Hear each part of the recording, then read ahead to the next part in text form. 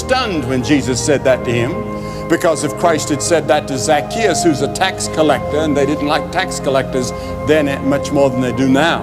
But to say it to Nicodemus, one of the great religious leaders of his time, Nicodemus, it says, was a ruler. That meant that he was rich. He was religious, and yet he was searching for reality. How many of you go to church, but you're still searching? There's still an empty place in your heart, and something tells you inside that you're not really right with God. You see, Nicodemus fasted 2 days a week. Do you know anybody in your church that does that? He spent 2 hours every day in prayer. How many people do you know that spend 2 hours every day in prayer? He tithed all his income. Not many people even do that these days. He was a professor at the theological school of theology, and he worked hard at religion.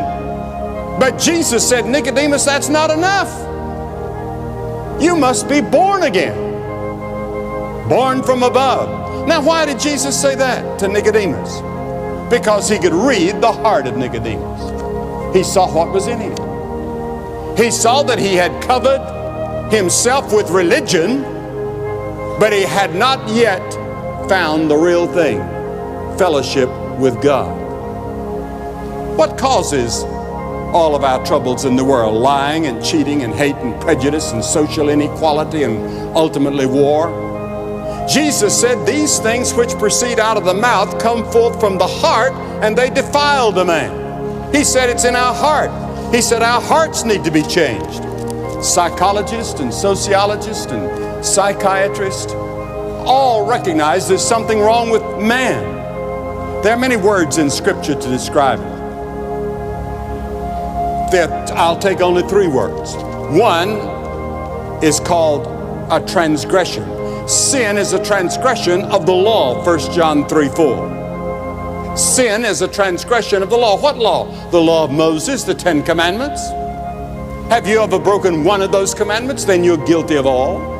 It's also the breaking of the law of conscience. Have you ever gone against your conscience at any time? Sure you have.